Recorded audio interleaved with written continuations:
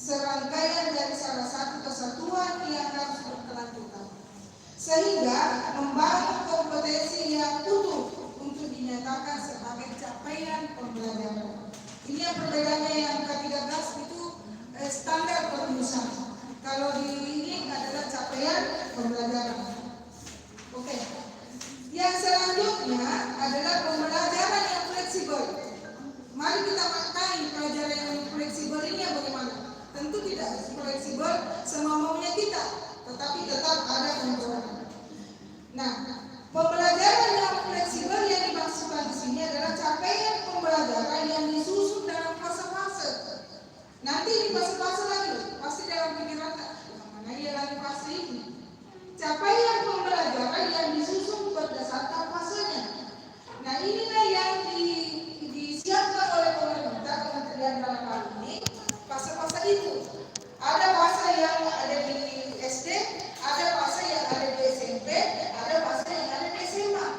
Nah, itulah nanti yang akan kita dalami bersama.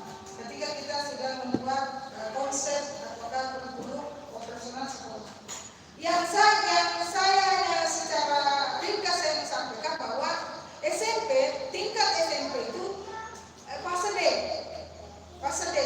Nah, fase SMP itu panjang dari semua fase yang ada di SMA dengan fase SD.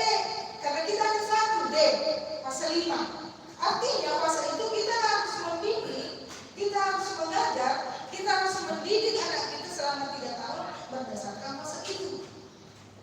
Nanti kita lagi diskusikan. Kalau misalnya tercapai tidak fasenya, kalau yang sudah tercapai dan tidak tercapai, bagaimana dong kita punya tindakan? Bagaimana memberikan asesmennya? Begitu maksudnya. Nah, saya lanjut.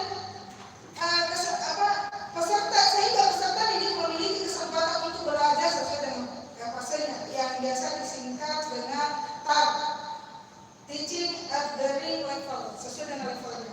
Jadi bukan sesuai dengan kalau pembelajaran kemarin kan kita sesuai ketercapaian pembelajarannya, ya kan? Kalau misalnya tuntas pembelajaran ini dan anak sudah ikuti semuanya, maka itu yang disebut dia bisa naik ke kelas. Kalau ini fase. Oke. Muatan dan konten dikurangi. Ini fleksibelnya. Muatan dan konten dikurangi agar peserta didik memiliki waktu yang memadai untuk menguasai kompetensi yang ditargetkan. Ada rangkaiannya tadi. Jadi muatannya dikurangi, konten juga dikurangi sesuai fase dan karakteristik ada di kita. Jangan dipaksakan. Kalau misalnya fasenya di situ, kontennya dikurangi. Sebetulnya hal ini sudah banyak pernah kita lakukan. Hanya mau dipertajam lagi. Contoh.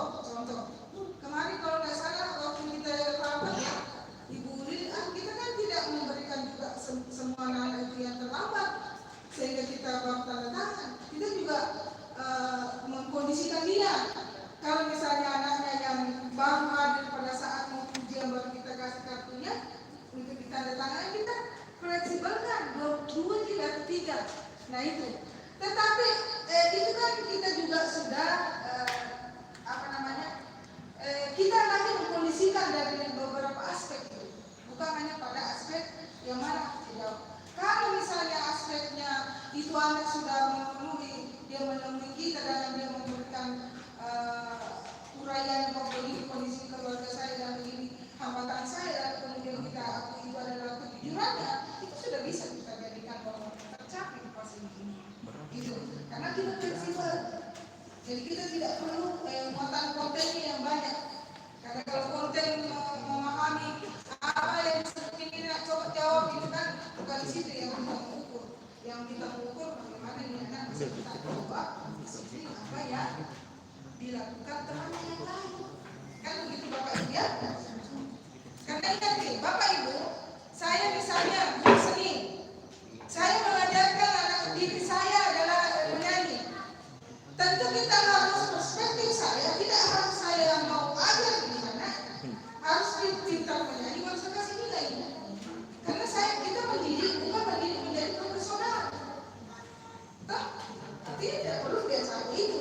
Kalau dia sudah bisa menyanyi dan dia sudah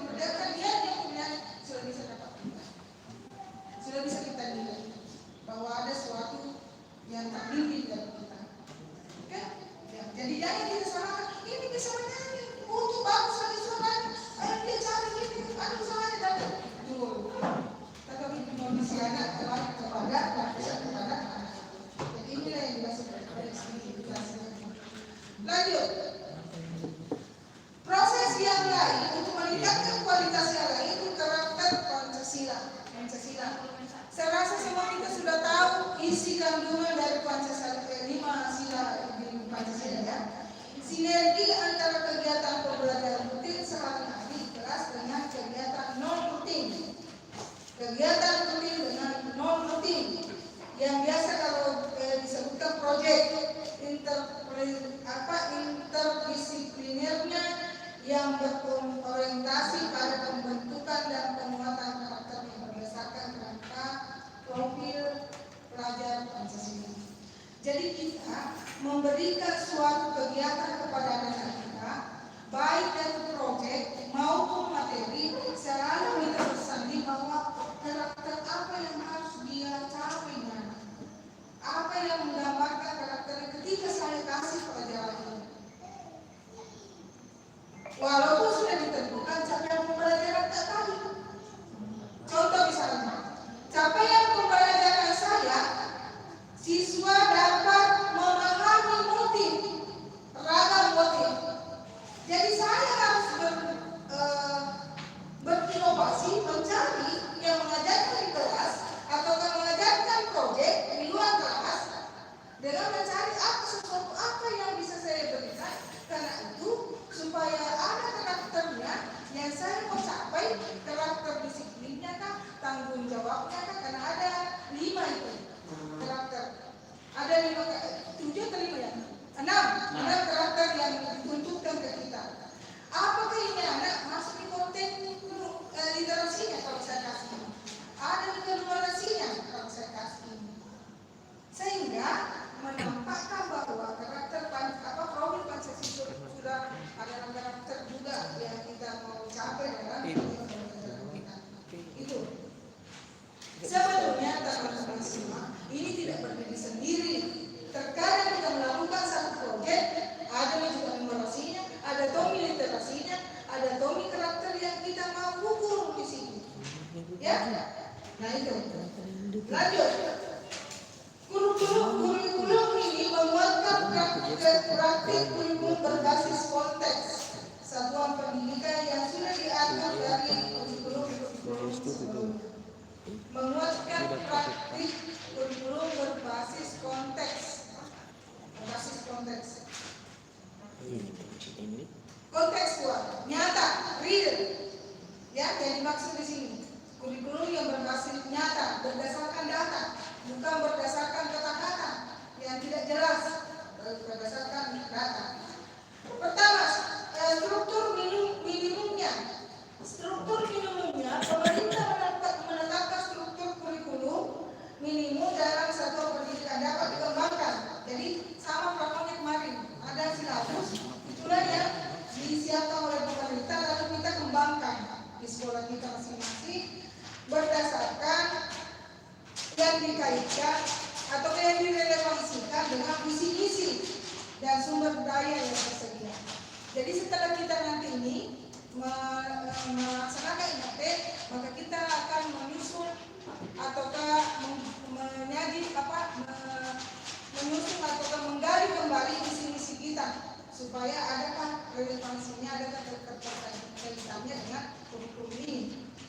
Nah, selanjutnya otonomi. Otonomi yang dimaksudkan dalam praktik kurikulum berbasis konteks ini adalah kurikulum yang memberikan kemerdekaan pada satuan pendidikan dan pendidik untuk merancang proses dan materi pembelajarannya yang relevan dan kontekstual. Seperti tadi saya jelaskan. Jadi untuk memberikan kurikulum yang memerdekakan, harus kita dulu pahami secara dalam yang mana yang memerdekakan, supaya kita bisa berinovasi untuk membuat satu konten atau satu materi pembelajaran atau satu tujuan pembelajaran yang relevan dengan materi kita dan kontekstual. Yang relevan dengan materi kita dan kontekstual. Artinya kontekstual berdasarkan data, bukan berdasarkan buku yang tidak jelas, bukan berdasarkan informasi di media sosial. Itu yang dimaksudkan. Ataukah saya mau gambaran begini, terkadang kita mengajar biasa kadang tidak jelas itu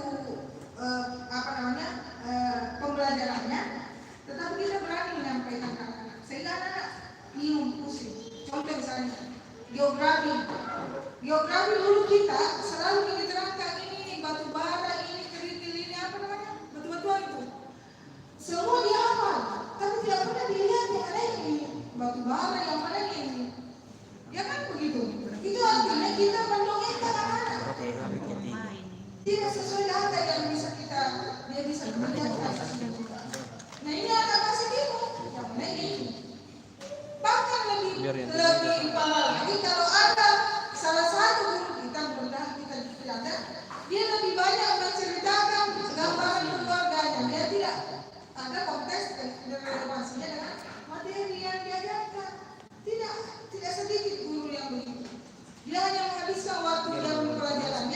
bercerita dengan perkara-perkara yang tidak kontekstual dengan materi yang dibawakan, yang tidak relevan dengan materi yang dibawakan.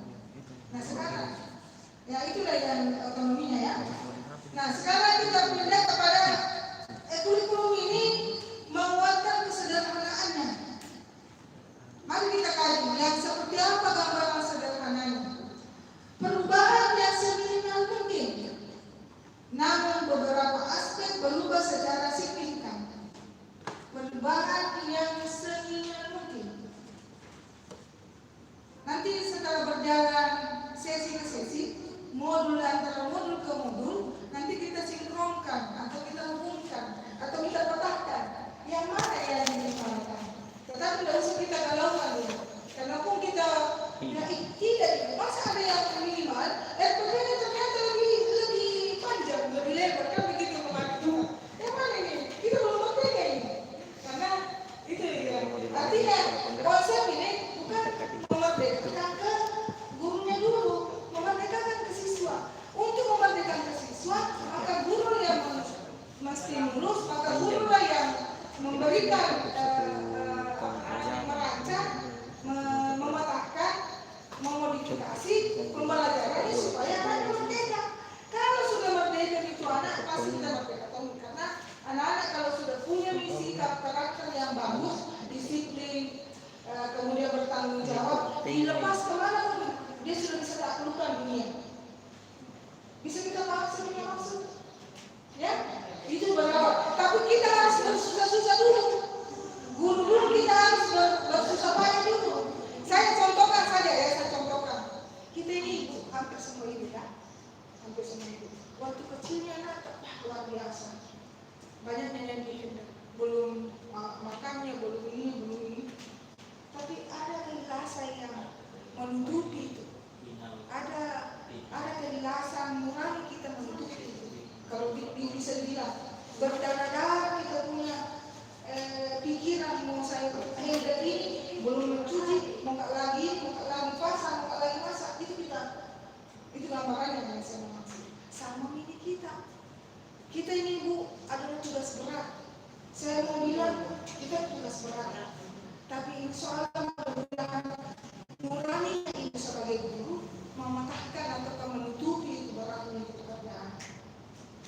Karena kita adalah penerima pertama. Ya, oke. Mengenai bahwa sederhana, jangan membawa kesederhanaannya di pekerjaan kita sekarang dulu. Lihatlah kesederhanaannya ketika nanti berjalan. Nah, kemudian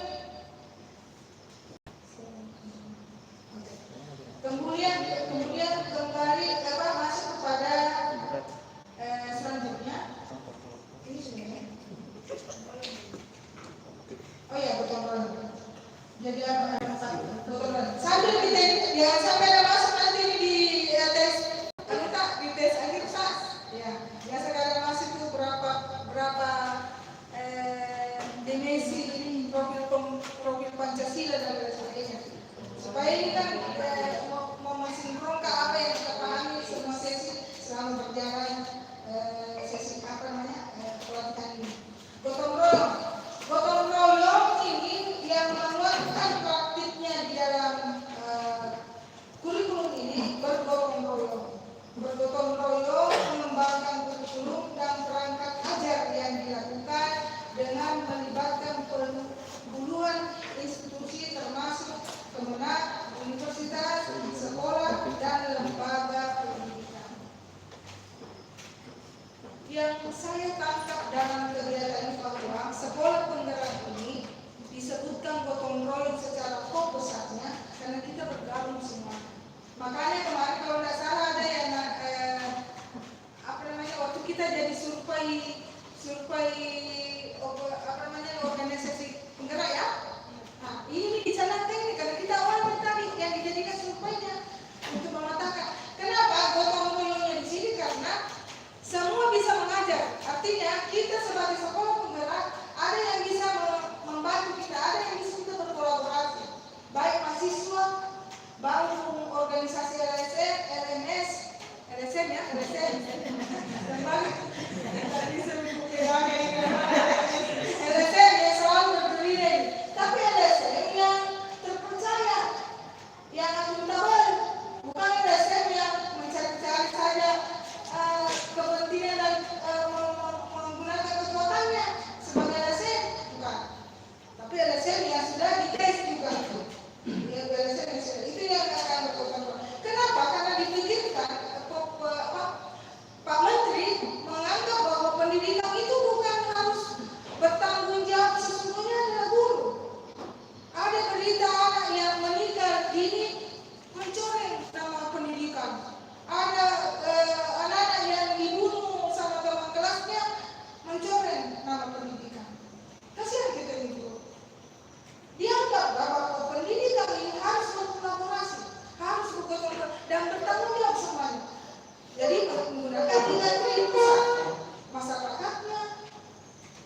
keluarganya, sekolahnya.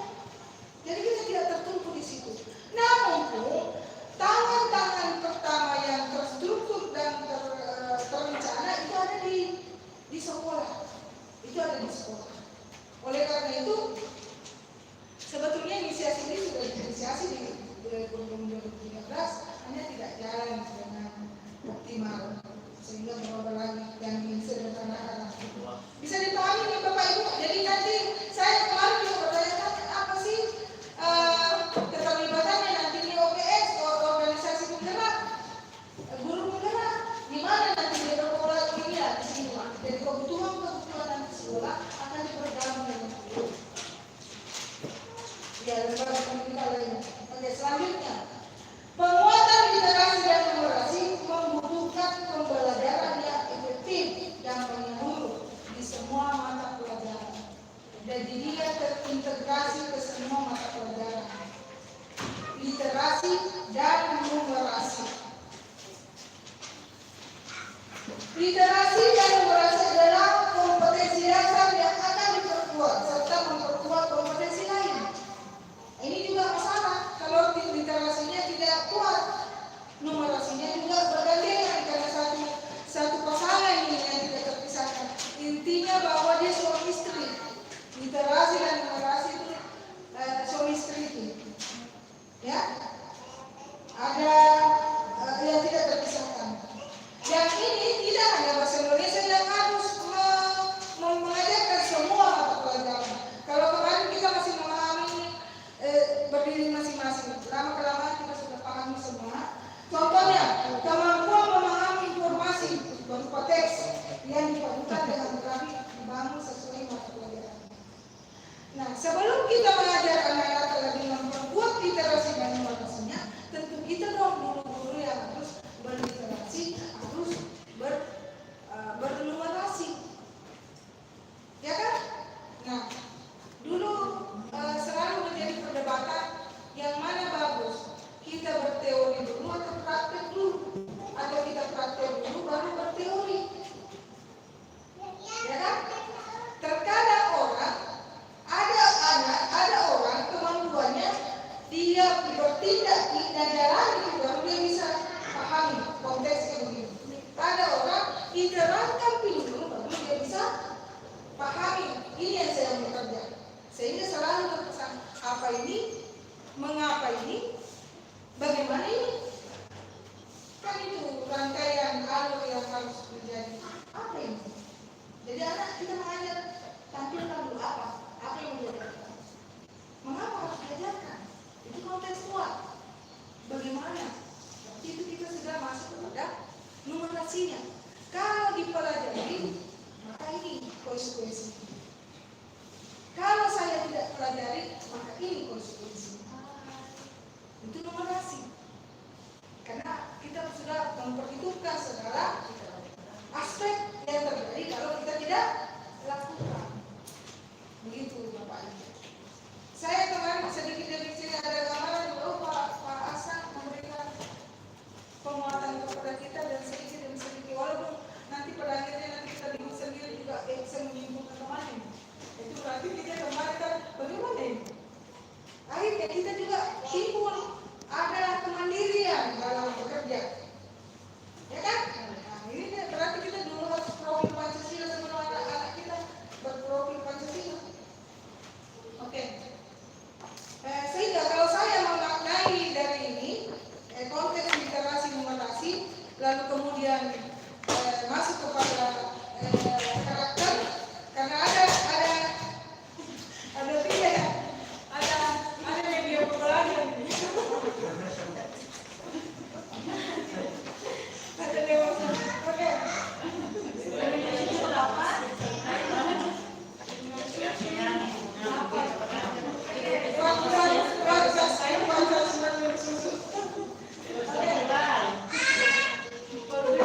Intinya bahwa mari kita membawa pola pikir anak kita kepada bahwa dia kita biasakan saya lihat, saya tahu, saya kerjakan, ya kan? Saya lihat, saya tahu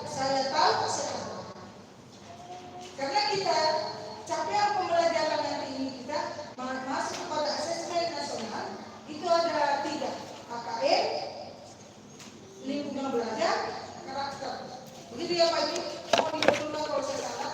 Antara itu meliputi literasi numerasinya, karakternya itu meliputi asesmen sikapnya. Tercapai tidak ini sikapnya ini anak? Ada capaian pembelajaran yang terjadi di sikapnya.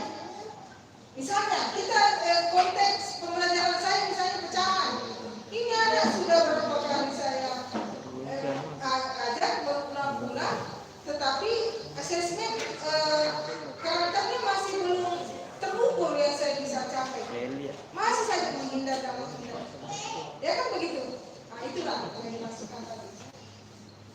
Lalu kemudian, oleh karena itu tidak benar bahwa literasi numerasi hanya terkait dengan mapel bahasa Indonesia dan matematika.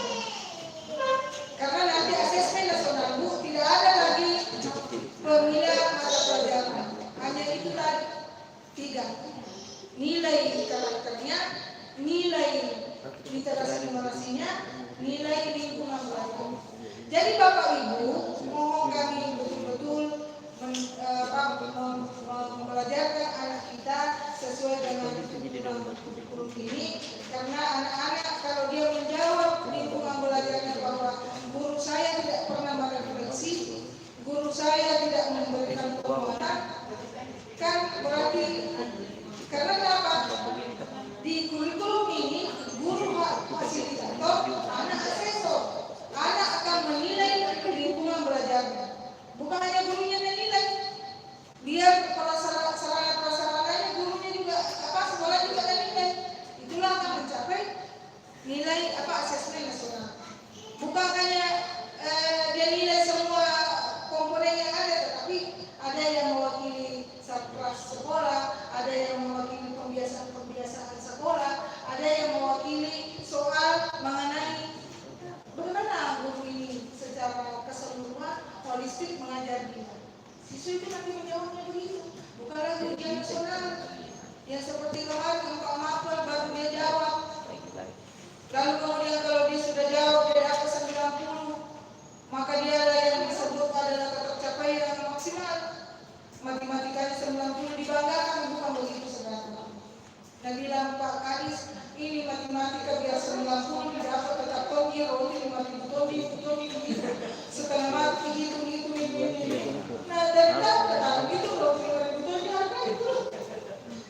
Begitu, jadi ada numerasi dan literasi. Oke. Mungkin itu sampai saya mau masuk pada struktur kurikulum pada tingkat SMP.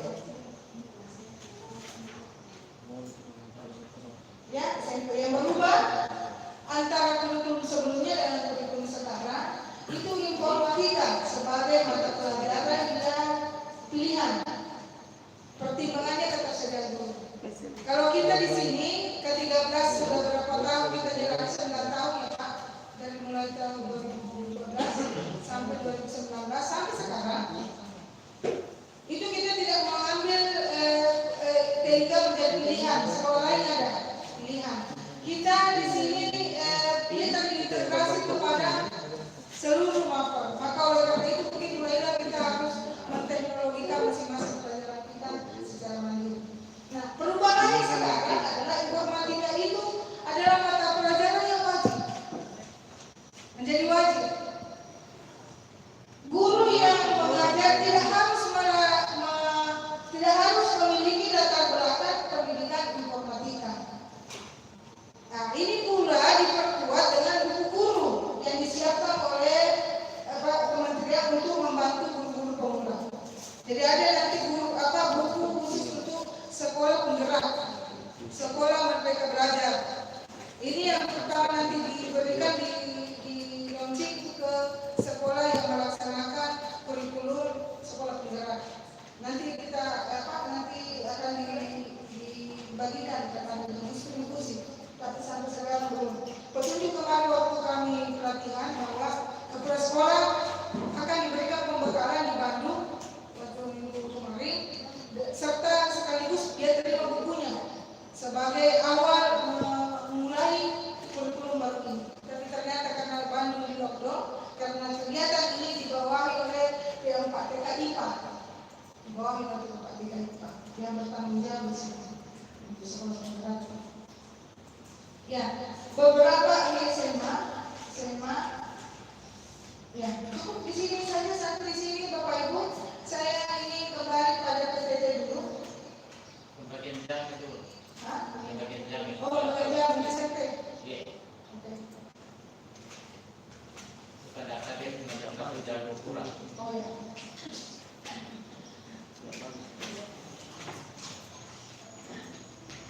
Nih, pembagian jamnya ya. Dengan presentasi proyeknya.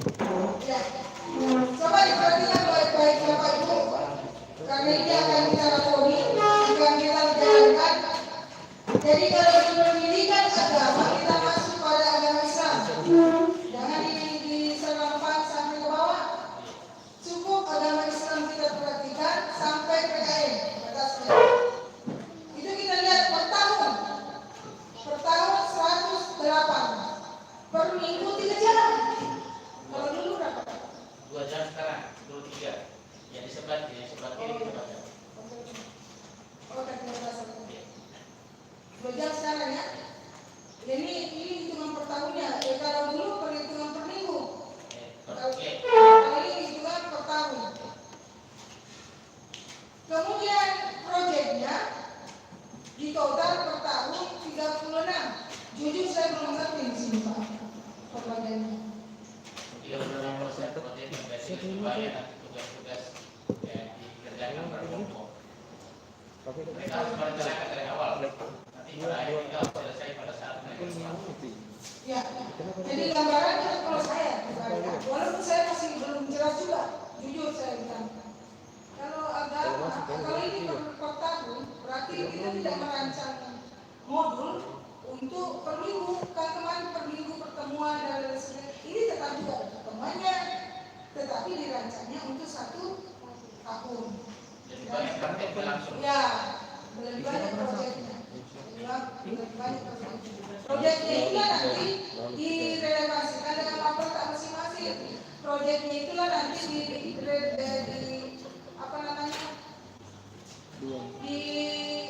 dikondisikan dengan karakteristik mata pelajaran tak sendiri. Nah itu. Oke, jadi total per tahun maka 108. Tetap 108. Hanya hitungannya dia, polanya dia bicara per tahun. Artinya apa? Kalau dilihat ini Pak, mungkin tidak perlu lagi kita misalkan tentang 24 jamnya. Nah, itu. Lalu kemudian PKN, kita perhatikan PKN 72 sama dengan agama, proyeknya juga sama, ya. Totalnya per tahun 108 juta. Bahasa Indonesia itu 170. 5 jam, kembali ke 5 jam. Yang tadinya 6.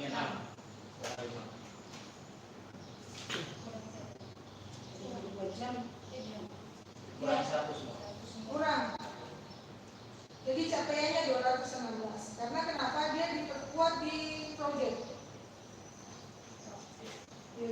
Sisanya sendiri diperkuat di proyek. Walaupun total per tahunnya tetap kalau dibaca ini kayak SKS ya. SKS pemenuhan SKS anak ini. Kalau kita dulu waktu kuliah setiap semester 24 SKS cukup sudah bisa kita lanjut. Ini anak ini juga bisa SKS. Tanya dia tidak dijelaskan seperti SKS amat, tapi arahnya seperti itu. Jadi kalau misalnya ada SKS yang belum terpenuhi ya tetap dipasang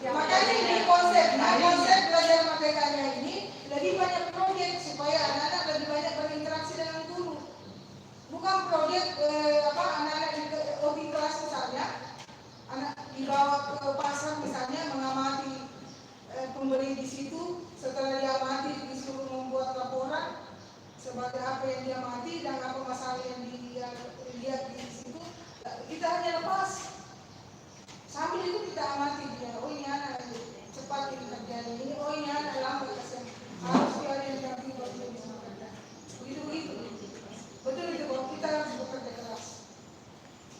Anak tas saja di rumah.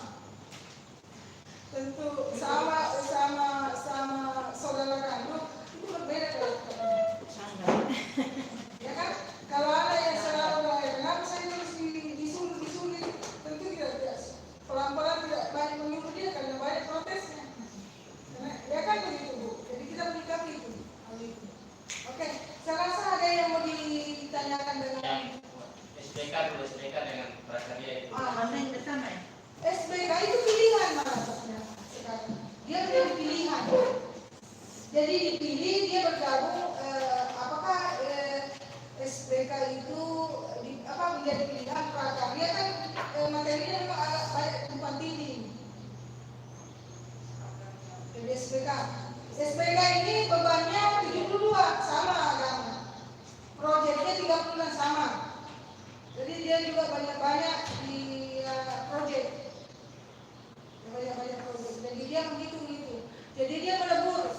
Nah, sisa sekarang bagaimana mendesain pembelajaran SPK itu prakarya mau dipilih di situ kontennya apakah seni musika atau seni tari atau kesemuanya diambil konten pelajarannya tetapi judulnya hanya seni misalnya untuk mematangkan anak yang mau selalu membuat prakarya dikelompokkan setamanya itu proyeknya atau kita memilih minatnya siswa dikirim kepada sekolahnya karena kotaknya mendiagnosis itu anak nanti minat dan bakatnya di sini tempatnya minat bakatnya ini dia menyanyi dia diarahkan ke eskul.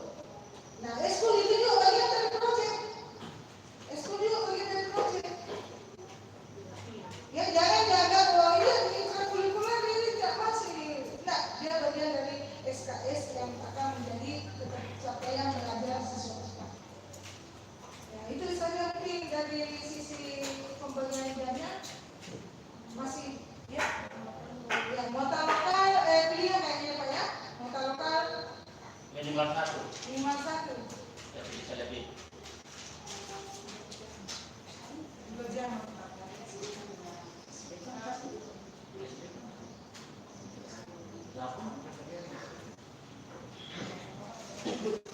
Muatan lokal kalau tidak salah bisa dimiliki sesuai kebutuhan kalau ada memang yang perlu dihadirkan itu bisa.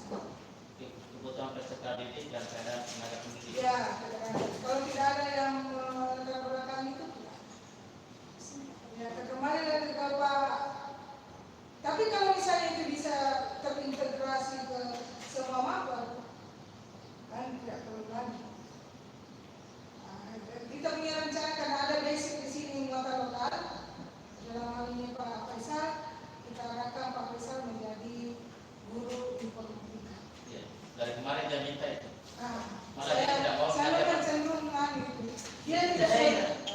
Dia merasa lebih berkembang nih ke informatika daripada bahasa daerah ini. Malah dia kemarin itu tidak mau mengajar bahasa daerah. Kembali bahasa daerah. Dia kembali ke TIK untuk kelas 1 itu. Ya, oke. Alhamdulillah ini kehadirannya ini kurikulum baru Pak membuat kita ini soal pertama. Anak-anak juga bilang begitu, kenapa? Apa yang mana sulitnya? Bahasa Inggris atau bahasa daerah? Dia bilang sama-sama sulit. Bahasa Inggris dengan bahasa daerah tapi lebih bagus bahasa Inggris karena gengsinya. Kalau bahasa daerah kan tidak ada bahasa depan.